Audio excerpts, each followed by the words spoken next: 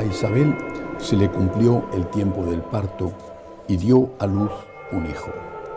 Se enteraron sus vecinos y parientes de que el Señor le había hecho una gran misericordia y se alegraban con ella. A los 8 días vinieron a circuncidar al niño y querían llamarlo Zacarías como su padre. Pero la madre intervino diciendo: no, se va a llamar Juan. Y le dijeron: ninguno de tus parientes se llama así. Entonces preguntaban por señas al padre cómo quería que se llamase. Él pidió una tablilla y escribió: Juan es su nombre. Y todos se quedaron maravillados. Inmediatamente se le soltó la boca y la lengua y empezó a hablar bendiciendo a Dios. Los vecinos quedaron sobrecogidos y se comentaban todos estos hechos por toda la montaña de Judea.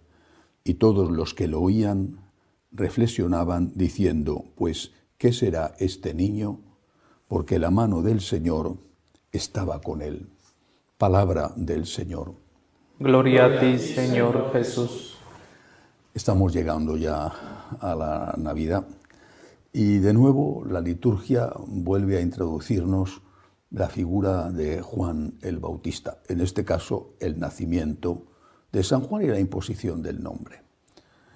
Una figura muy importante porque fue el precursor, el que preparó el camino y lo hizo de una forma extraordinaria.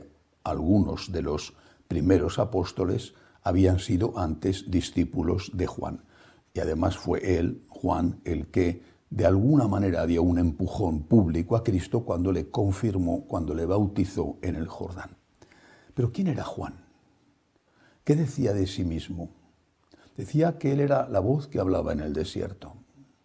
Decía que era alguien que preparaba el camino y que no era digno ni de desatar las sandalias. En ese momento, cuando él dice estas cosas, todavía no está en la cárcel por orden de Herodes. Por supuesto, aún no había llegado el momento de su martirio. Dice esto cuando está en la cima de su popularidad, cuando acudían a él cientos, miles de personas, cuando era el hombre del momento. En ese instante, él pone toda esa popularidad al servicio de Cristo y reconoce que él no es más que un servidor, el que prepara el camino. Esta nueva presentación de la humildad nos tiene que servir a nosotros en nuestro trabajo de una forma especial a los sacerdotes. Si veíamos que la Virgen era humilde porque aceptaba no entender, y esa era la meditación de ayer, acepto no entender quién soy yo para tener que entenderlo todo, pero quién me he creído, quién creo que soy, cómo voy a entender del todo a Dios. Pues naturalmente que tiene que existir el misterio. La existencia del misterio es lo más lógico. ¿Cómo voy a comprender al Dios que me ha creado? Comprenderlo del todo. Por lo tanto, tengo que aprender a convivir con el misterio. Aceptar ese misterio, tener fe, es la humildad. Si no hay humildad, no hay fe. Si no hay humildad, hay soberbia y por lo tanto hay negación de Dios. Y tienen la fe de los soberbios, la fe de que Dios no existe, porque tampoco ellos pueden demostrar que Dios no existe.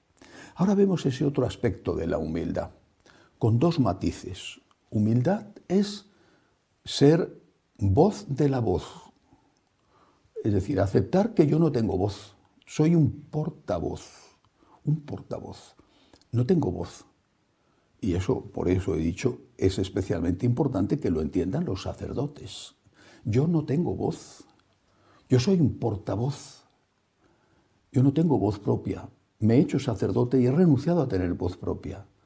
Lo que yo tengo que hacer es transmitir el mensaje de Jesús lo más fielmente que sea capaz de hacerlo y desde luego nunca contradecirlo, nunca decir eso de habéis oído que Jesús os dijo, pero yo os digo, como hacen por desgracia tantos sacerdotes y obispos. Ya Jesús no está de moda, ya Jesús se ha quedado anticuado, hay que modificar sus enseñanzas morales. En el fondo hay que acabar con Jesús porque les molesta. Nosotros, como San Juan, debemos de tener esa humildad de decir, no tengo otra cosa que enseñar más que lo que enseñó Jesús. Tengo que ser la voz de Jesús. Por desgracia no somos capaces de hacerlo, pero al menos tenemos que intentarlo. Soy el portavoz de Jesús. Soy el que prepara su camino y no soy digno ni de desatarle las sandalias de sus correas, de sus zapatos. Él es el Señor y yo no soy digno de desatar las correas de sus sandalias. Primer punto de la humildad de San Juan. Segundo punto. Ser humilde también es correr riesgos. No solo el riesgo de que te critiquen, de que te persigan, el riesgo de equivocarte, el riesgo de fracasar.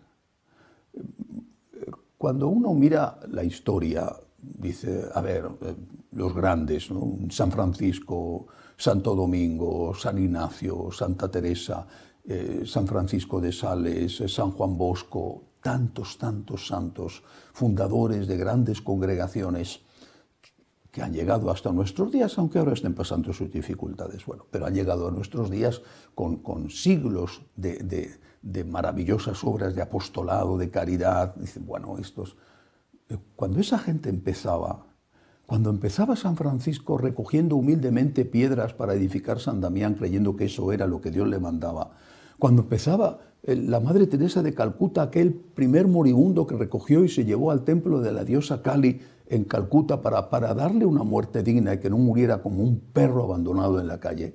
Cuando Santa Teresa de Jesús deja el Carmelo de la Encarnación y se va a fundar el Carmelo de San José, y así uno tras otro, todos no sabían lo que les iba a pasar. No es que tú dices, voy a tener éxito, y como voy a tener éxito, lo hago. Esto está certificado, me han firmado un documento. Dios me ha firmado un documento y me ha dicho, tú vas a tener éxito, estate tranquilo, vas a tener éxito. No. No sabes si vas a fracasar. ¿Cuántos habrán existido que hayan fracasado? ¿Por qué? No lo sé. Porque no eran santos. Puede ser, pero quizá porque no se dieron las circunstancias, no encontraron los compañeros debidos. Lo sabe Dios. Pero lo que sí que es cierto es que ninguno, absolutamente ninguno, de los que fueron capaces de poner en marcha algo que ha sobrevivido el paso de los siglos, cuando empezaron tenían la seguridad de que iban a tener éxito. ¿Qué es lo que ellos hicieron? ¿Correr el riesgo? ¿Ofrecerse al Señor? Yo no estoy aquí para triunfar. Nadie me asegura eso. Estoy aquí para servir y solo para servir. Estoy aquí para aceptar el riesgo de fracasar y para ponerle al Señor a su servicio las posibilidades de fracasar, que por otro lado fue lo que hizo la Virgen, pero que de una forma especial lo vemos en San Juan. Este hombre que es alguien que prepara el camino, que renuncia a tener voz propia para ser portavoz de Jesús, porque Jesús es la voz y Él es solo el que clama en el desierto para preparar la llegada de esa voz que es la verdad plena. Este hombre también se mete en una aventura que no sabe si va a conducir a un buen puerto. Se arriesga. Hagamos nosotros lo mismo. No digo que tengamos que arriesgarnos sin sentido, arriesgarnos a lo loco, pero en la vida hay que saber arriesgar por amor a Jesús. Sobre todo hay que ser dócil a lo que nos pide. El Señor me está llamando a hacer algo, lo que sea, consagrarte a Él en el sacerdocio o hacer una obra de caridad. El Señor me está llamando, tengo que asegurarme bien de que es la voz del Señor y no otra voz. Por ejemplo, la voz de mi egoísmo o de mi soberbia, bueno, pero si es el Señor el que me llama, hay que correr riesgos. Yo confío en Dios.